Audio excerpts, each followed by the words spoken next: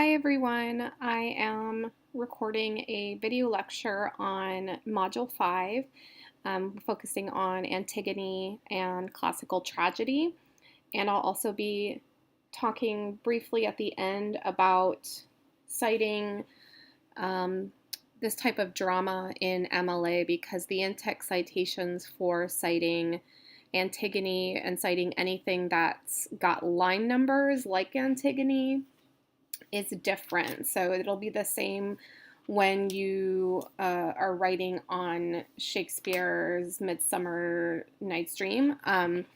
So anything that's written in poetry rather than prose has line numbers and it needs to be cited differently. So I'm going to talk about the discussion assignment that you had for this week on Antigone. I'll talk briefly about Antigone, and then I will talk about the MLA, and that's what I've got planned for this video lecture. So I've copied and pasted here. You can see this is the discussion assignment that you have for this week for Module 5. And you're reading Sophocles' Antigone, and then doing a discussion post on this particular Greek tragedy. So you have to first choose one of these. So you respond by constructing another one paragraph argument about, and then one of the following topics. And these are the similar things, the same things we've been, you guys have been writing about throughout the term, right? So exposition, complication, or climax, the central conflict, a character. You can write about the function of the chorus, or a particular theme. And then once you select that, then this takes you through what you actually want to do in your paragraph. And it's no different from what you've been doing, right? So that's why number one is making a claim, which is your argument about how the literary element that you chose from up here is significant to the text. So you always want to be thinking about what the text suggests about whatever it is you're arguing. So that's a note that I'm making a lot. It's a very common note when I'm teaching these kind of intro to literature courses. But it's always, you don't just want to confine your argument to the narrative. You want to say, for example, in Antigone, if you're talking about the theme of human law versus divine law, you want to think about what is the text ultimately suggesting about human law or divine law. So that's kind of how you want to angle what you're arguing, rather than just saying, this text has a theme of human law versus divine law. And it's like, okay, we know that, but then why is that, significant to this particular Greek tragedy? So then what is this text suggesting or saying about that particular theme by using that theme? And then, of course, you'll adding evidence to support your claim in the form. So, right, making an argument, supporting your claim with evidence, and then doing that literary analysis to connect how the quote, the evidence that you've chosen to integrate, is working to substantiate the claim that you're making in the paragraph. So similar things that you're doing in terms of how you're organizing your paragraph. It's just about a different text and a different genre. So we've moved on from the short stories. First, we started with the novella with Jekyll and Hyde. Then we moved on to a lot of short stories. And now we've moved on to drama, which is the large umbrella term for anything that's a play. And this one is particularly a Greek tragedy. And then, as always, you need to respond to two classmates, and by agreeing or disagreeing and then extending what they're saying. Just remember, and I just want to remind people, that in your responses you should be adding evidence, and the evidence, you don't want it to be the same evidence that you use in your post. You should be adding additional or other evidence that is related to whatever your classmates are saying. So, and I'm saying that because a few people are forgetting to add the evidence, they're responding, but then they're not adding quotations. So I can't give completion points for, even if you respond to two people, if you forget the evidence, you're not responding in the way that you're supposed to be responding. So that's just a reminder as you continue to do these one paragraph arguments. So in talking about Antigone, it's a short play, which is good because Shakespeare is going to be probably the longest text that we read in this class. But there's a lot of ways that you can interpret this play. So there's a lot of areas that you can choose in terms of the different things that you decide that you want to talk about. And a lot of the interpretation is it's what we call an open text. So it's an open text means that there's a lot of room for interpretation, and if I could spell that right. And Antigone is definitely one of those texts. So Antigone is part of Sophocles' what's called the Theban plays. So it's it's not a trilogy, but it's a variety of plays that he wrote that was specific to the city of Thebes. So these were 3 plays specific to the city of Thebes, which is our setting for Antigone, as well as the role of Oedipus, both before, during, and after his reign in Thebes. So a lot of people are usually familiar with the Oedipus story. You may have even read Oedipus Rex, which is the first Theban play. So sorry, the Theban plays, they include Oedipus Rex, which is one of the most famous. There's the second one is Oedipus at Colonus.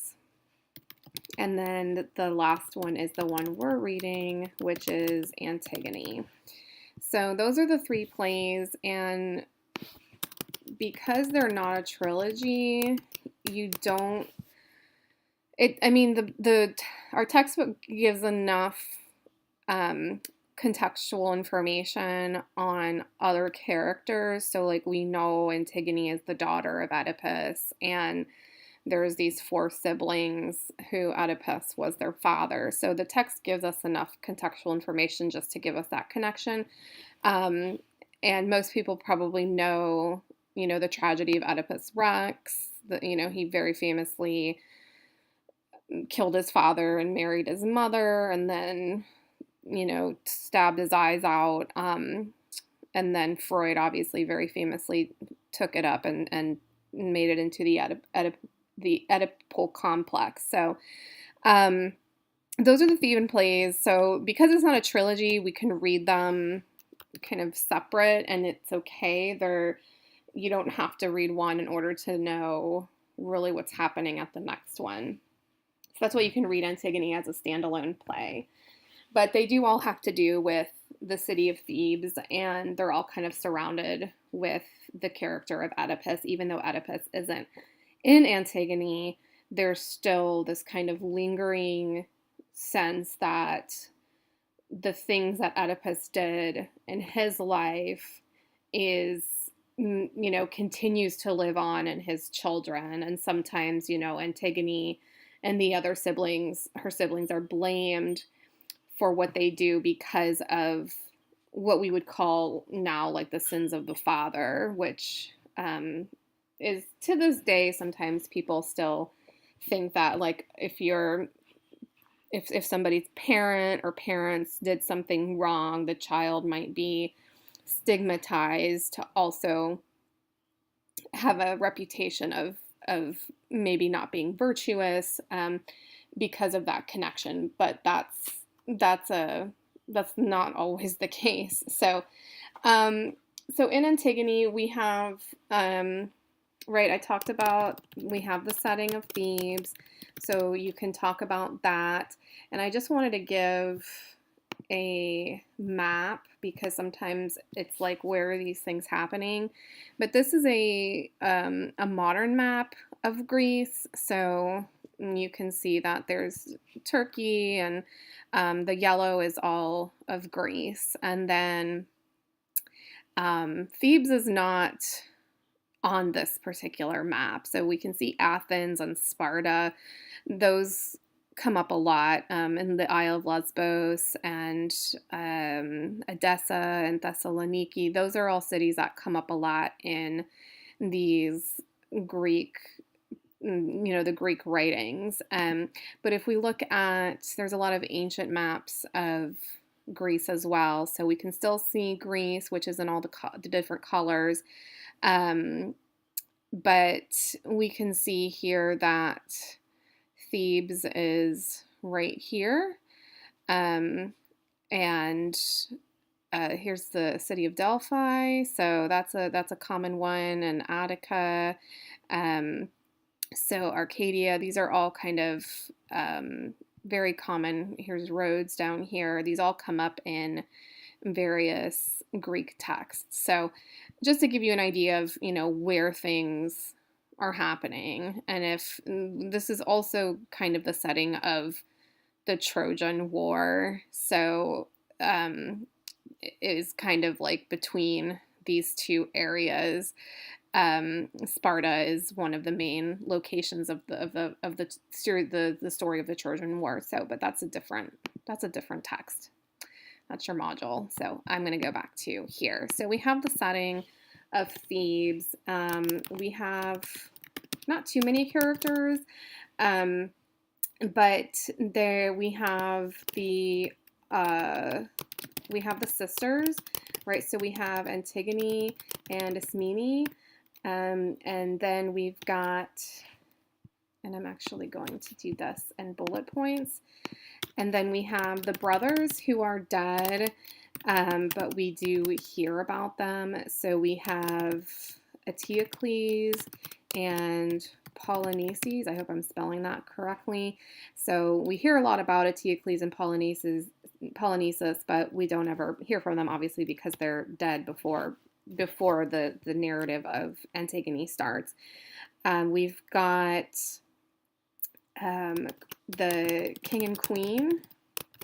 So I'm pretty sure that's what they were called, king and queen. I never know if it's king or emperor, but I'm pretty sure it's king. And this is Creon and Eurydice. And then we have the prophet, the blind prophet. And this is, and I'm going to spell Tiresias' name wrong because I always do. But yes, because it's Teiresias. Please be careful of your spelling when you're writing about Antigone, because there's a lot of these kind of annoying names. But we have Tiresias, who's our blind prophet, and then we have the sons of Creon and Eurydice, and that's Haemon, kind of like He-Man, but not quite, Haemon, and Megareus, which we only hear about at the end of the play. And Megareus is also, like Eteocles and Polynices, he's also dead. So before the beginning of the text. So these are the main characters. We also have the chorus. And there is a function to the chorus. The chorus in Greek tragedy was the precursor to act divisions and plays. So you might be more familiar with plays, like we're going to see in Shakespeare, where they're divided into acts. So like Act 1, Act 2, Act 3. So choruses in Greek and Roman plays they didn't have acts. They had choruses, and the choruses tended to divide up the plays, whereas rather than how they were later kind of more rigidly broken up into different acts. So that there's a history to that, but that's why, like, even though it's a play, there's no distinct acts, although whenever I got to a chorus, just because I knew that, I was like, okay, I got to a chorus, so something's happening and something's going to change, and that was usually always the case. We also have the character of the sentry, who doesn't play a big role, but he's there. And oh yes, and this is labeled as the chorus of the Theban elders in our text. I'm gonna bump this down a little bit. There we go. And then we have the messenger. I'm gonna say messengers.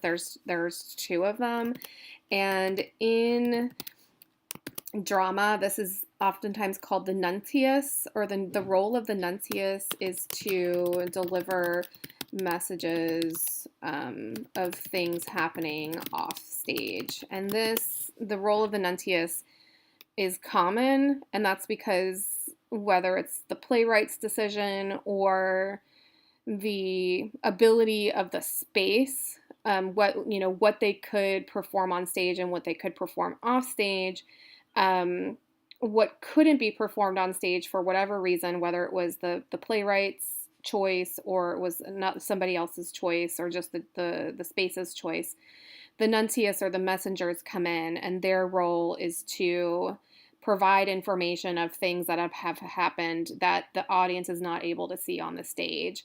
And a lot of times that comes in the form of violence. Sometimes there's a war going on somewhere, and a messenger, a nuntius role figure comes in and says, this is what has happened in the war. And we see this happening in Antigone as well, when the messengers come in and tell us about what has happened, particularly with Creon when he goes to, first one tells us about HUMN when he kills himself, and then we get another messenger later to tell us about what happens when Creon goes to try to bring back Antigone from this cave that he banished her to. And so, because for whatever reason they chose not to show that on stage, we have a messenger telling us what happens. And also Eurydice's death does not happen on stage. And and I'm bringing this up because sometimes what happens on stage versus off stage is oftentimes a point of discussion. I talk about it in respect to violence shown to the audience. So because I work with revenge, I will make distinctions between plays that choose to show the violence on stage versus plays that choose to report violence through a nuntius character of violence that happens off stage. So, for example, Titus Andronicus, which is one of Shakespeare's reportedly most violent plays, actually a lot of the violence happens off stage. So we get reports of it, but a lot of it happens off stage. So that there's a real difference in terms of when you're reading it versus when you're like watching a stage production of it, how violent it actually is. So the role of the messengers are actually really important in terms of what they do, because they're providing the audience with a lot of information. Okay, so those are all of the characters. And in terms of, so if we go back to what you can choose from, so there's the exposition. So this is, in the information, I personally wouldn't choose exposition to talk about because I feel like it would be the hardest, but it's basically like how information is provided to you about the narrative. There's complication, and then there's climax. So if you were going to talk about complication, I would say you'd rather talk about conflict, because I can think conflict is a little bit more easy to talk about or more easy to identify, because complication and conflict are so similar in terms of their literary elements. So I'm not sure why they're distinct there. But in terms of climax, you could go with a variety of things in terms of what the climax is. But if we think about what happens in Antigone, and Antigone does get italicized because it is a play. So even though it's short, it still gets italicized. But the general, if I were going to write a general kind of summary of what happens, and I won't even write a summary, I'll just do bullet points. So Eteocles, and this would be, I don't believe in Admenius res, but sorry, this is Latin, so it goes in italics. But if you remember from your reading, in medias res means a narrative that starts in the middle of something.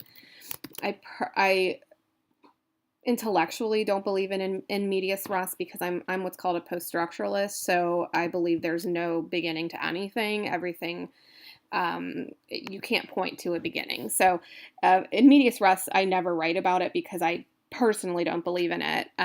But we could argue that Antigone is an in medias res narrative, because we do have these events that happen right away where they're talking about something that has just happened, but it's not in the actual confines of the play. So because what we're told in the beginning, in the conversations between Antigone and Ismene, is that their brothers, Eteocles and Polynices, so prior to the narrative of Antigone, they argued. Eteocles exiled Polynices, and then Polynices came back, I guess, for vengeance. I don't know else why. This is a common trope. You see this a lot in stories, where two brothers are kind of at war. They're kind of overseeing the same kingdom, and they fight over it, and then one goes away, and then one comes back, and then they both kill each other. So that happens a lot in a lot of different plays. So this is not, when I read this, I was like, yes, of course it's happening, because it happens all the time. So Polynices came back for vengeance, and they killed each other, so they both died in this. And then Creon declared that Eteocles died, I guess we could say, with glory or triumph, and Polynices died a vain death.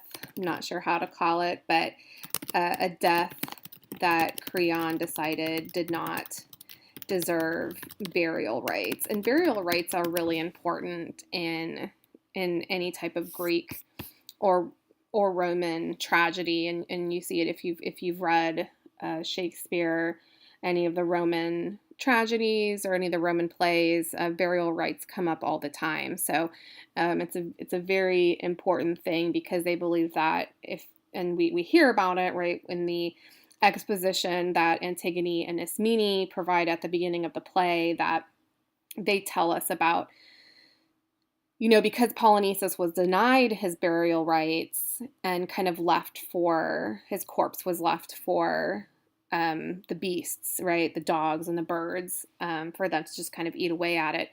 He does not have a place in the underworld, so he cannot join the rest of his family in the afterlife. So that was one of Antigone's conflicts. Whether you think it's her central conflict, that's an argument. You can think her disagreeing with Creon with that is a central conflict. So Antigone, right, decides that she's going to give her brother Polynices his burial rites.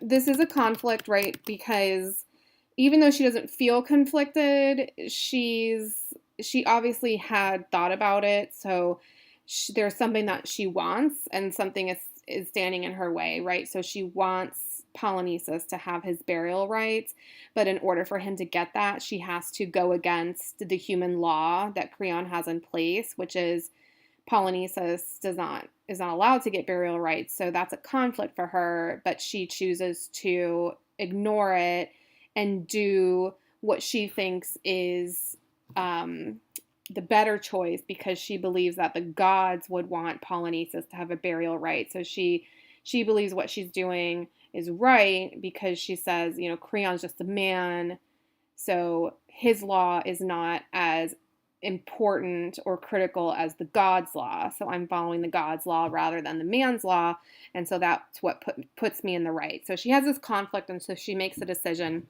And she does it. So she decides that she's going to give Polynices his burial rites, and she doesn't want her sister to really have anything to do with it. She tells her sister, I'm always angry at Antigone, like, why did you tell your sister? If you don't want her to be involved in it in any way, just don't tell her anything. But she kind of drags her sister into it, and her sister's like, tells her no, but then later, Ismene is a really weird character, because I don't like Ismene. I think I have conflicting views about Ismene, the relationship between Antigone and Ismene.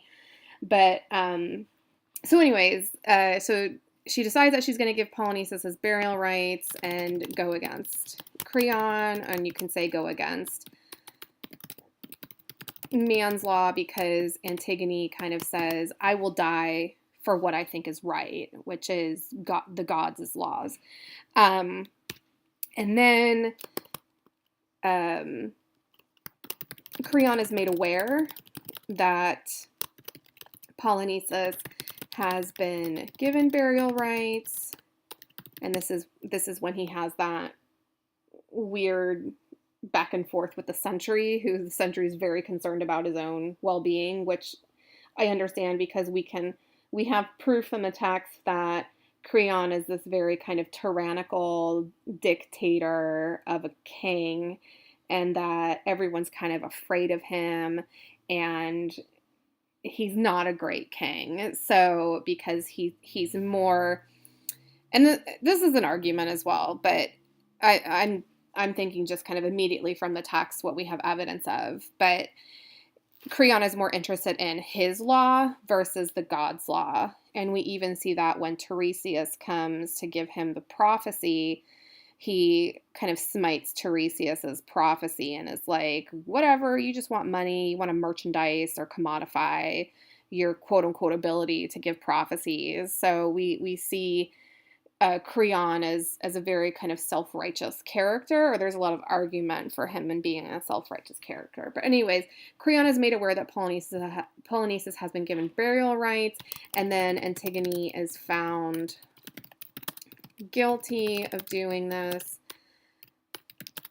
brought in and sentenced to death. And then in that same kind of part of this narrative, we have HUMN, who is betrothed to marry Antigone.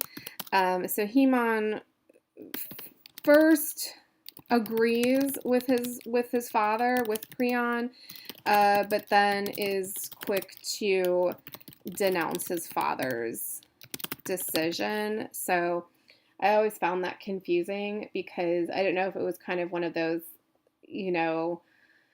yeah, you're right, and I'm slowly going to talk to you in a way where I eventually change my mind completely about what you're doing, and now I'm going to flee and then kill myself. So it's a very kind of quick, lots of impulsive responses from HUMN about things, but he's quick to denounce his father's decision.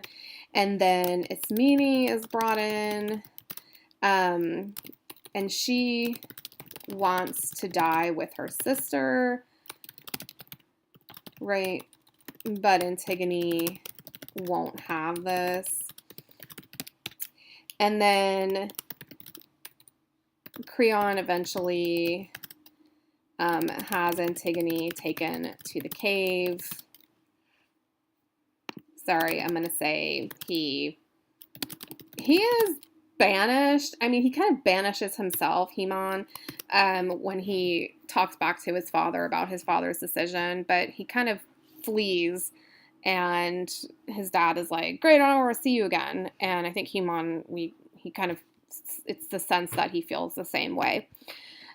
So Creon is eventually takes Antigone to the cave. They call it her bridal, I can't remember, it's not bridal tomb or bridal suite, but I'm just going to call it the bridal tomb because she's not able to ever get married to HUMN. And then we have the Tiresias enters and provides the prophecy to Creon, which is that Thebes is going to fall, right? That it will undergo problems or sickness, metaphorically. So, and then Creon scorns at this. He does, can't spell that, scorns at this and turns a blind eye. I'm saying turns a blind eye. This is turns a blind eye to the blind prophet, but turns a blind eye to the prophet, claiming that he only wants money. And very soon people start dying after this. So once Tiresias enters and gives his prophecy, it's kind of quick that everybody starts dying. So we find out that HUMN has died from suicide. Eurydice comes in and is like, what? My son's dead? And then goes away. And we don't hear anything else from her.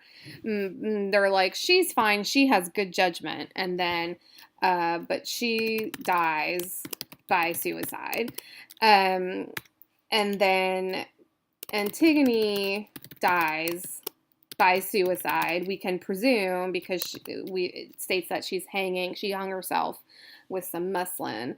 And then HUMN died by suicide. I already said HUMN died. Now I'm in the order. He stabbed himself when he found Antigone. And then I think that's everybody who dies. There were dead people before the story started, like Eteocles and Polynices and Megareus, but those are the people who die in the text itself. And Creon doesn't die, unfortunately. I was hoping he would kill himself, but he doesn't.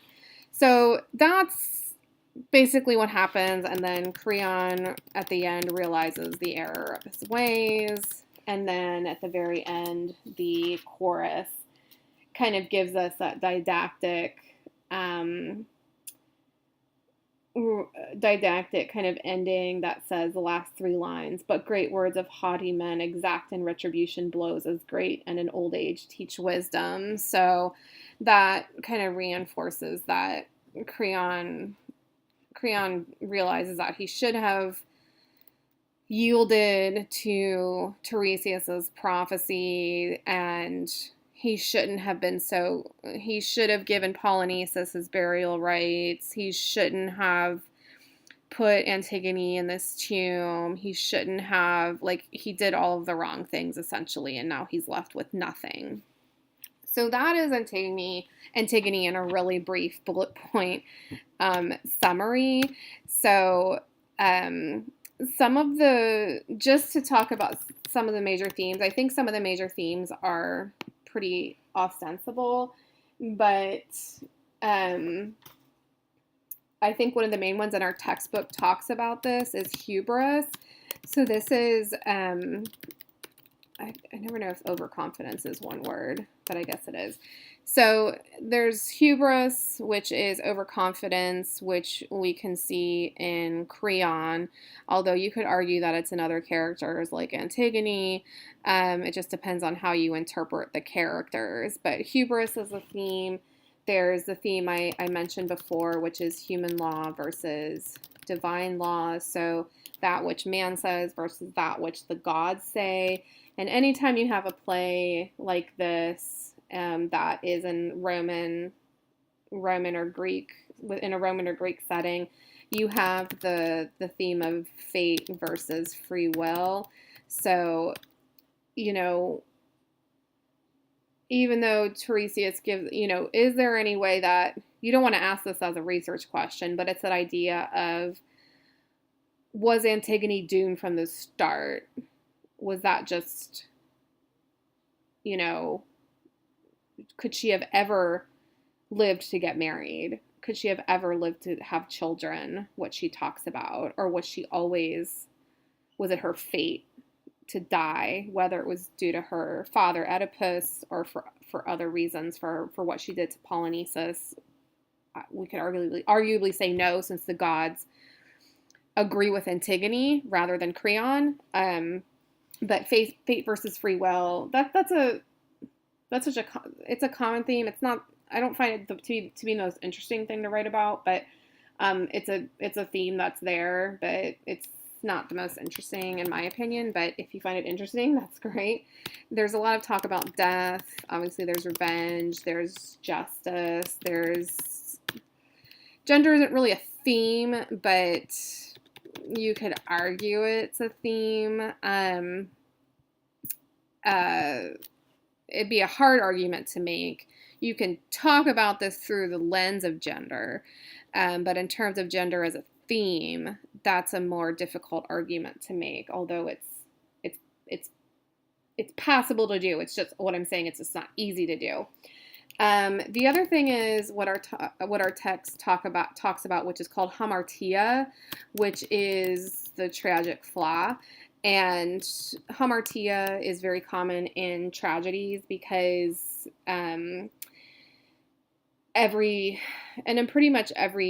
I focus on tragedies, so I'm familiar with this. I've read a lot of tragedies, and pretty much every tragedy there's hamartia. There's that moment when the protagonist falls because of their tragic flaw. So it's when it's not always the protagonist. So when a character, usually of high estate, they're usually of nobility, or a king, or a prince, or a queen, something like that, falls due to their tragic flaw. And arguably Creon's tragic flaw, he has many, but hubris, for example, could be his tragic flaw. So, okay. So those are just some themes that you could talk about in terms of Antigone. The last thing I'm going to talk about for this is the MLA, with quoting from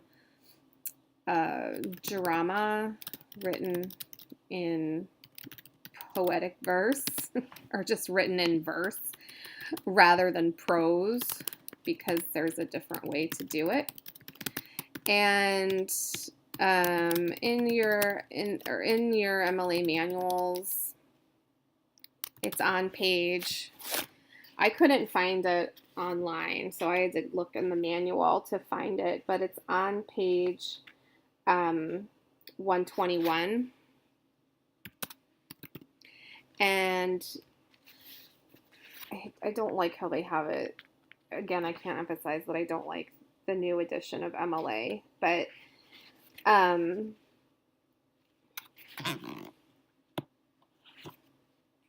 sorry, I'm just reading it. It's under the title or the section Modern Verse Works, which is totally misleading, because then they proceed to give you an example from Homer, which is not modern verse. But anyways, that's besides the point. I'm not going to spend the time criticizing MLA.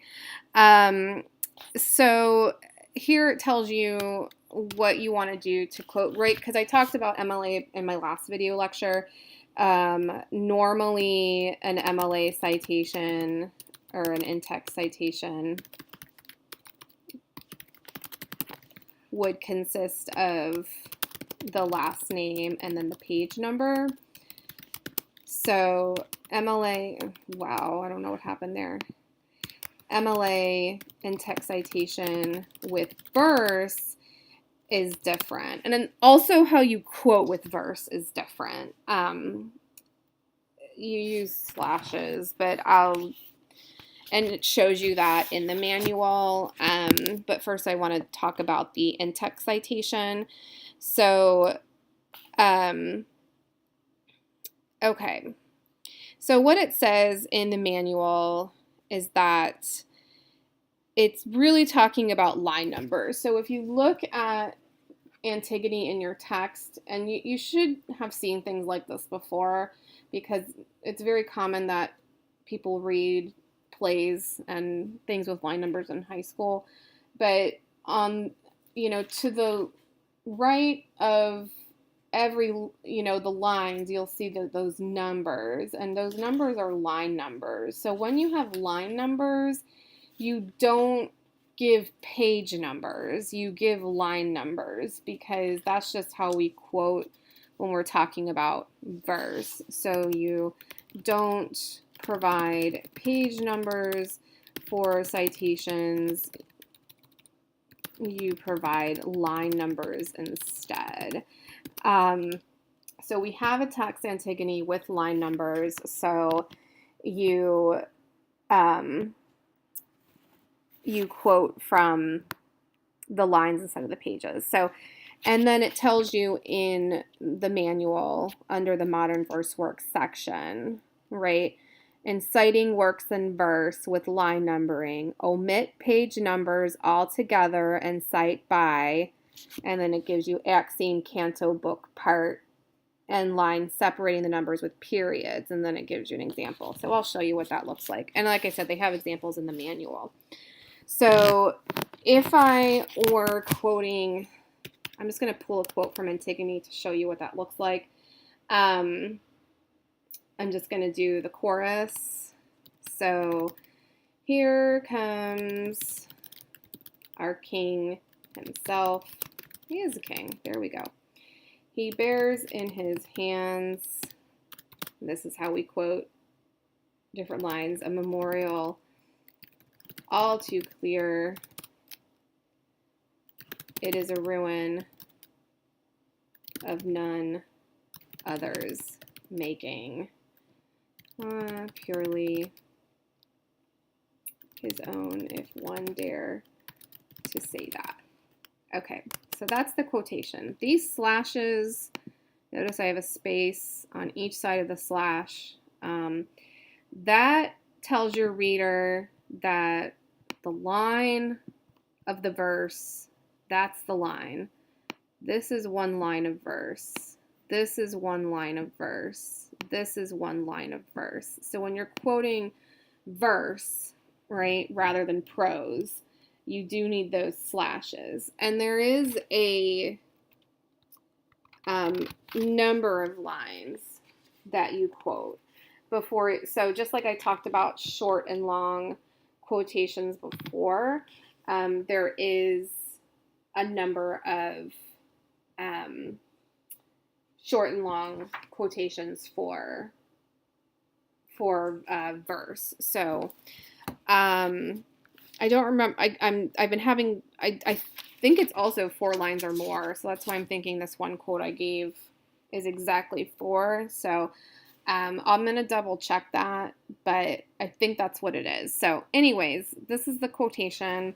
Now, if I were quoting this, there's no act and scene. So, if there was, say this was, pretend this is a quotation from Shakespeare's A Midsummer Night's Dream, and it's Act 2, Scene 3, line something, something, something, something. So you would say Act 2, Scene 3, and then you would give the lines, however many lines there are. So that's what it would look like. You would have no page numbers, no author, Nothing like that. We just know that it's Act 2, Scene 3 lines. So that's how you would do a play that has acts and scenes. We don't have any acts or scenes in this particular play, but and it tells us in the manual, right, if you're only citing line numbers, which is what we have,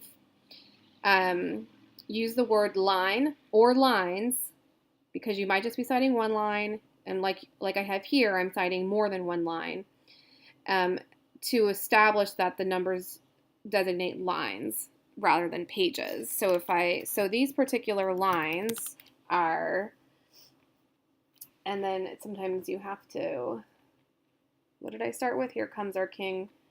Okay, so that starts with line 1325, and it goes through 1325, 1326, 1327, 1328.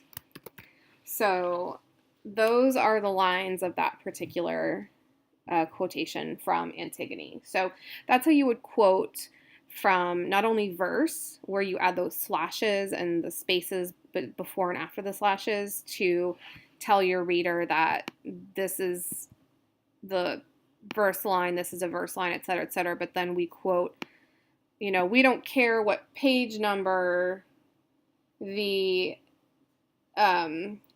quotations fall on, we want to know the line numbers. So that's more important when we're dealing with verse than prose. So that's going to be different. So that's everything I wanted to talk about for this particular video lecture. I just wanted to give some notes on Antigone, kind of talk about the play a little bit, and then also provide that MLA information on how you should be quoting from plays, because that's not only going to come up with Antigone, but it will come up with Shakespeare as well. So, and like I said, the only thing I'm going to look for is because I don't want to spend the time while I'm doing the video lecture, but when is a verse quotation a short quotation versus a long quotation? Like I said, I think it's the same as, I think it's 4, but I'll double check that, and then I'll put that in the announcement, the same one in which I post this video lecture. Other than that, I hope the discussions on classical tragedy are going well, and I will talk to you guys soon. Okay, bye.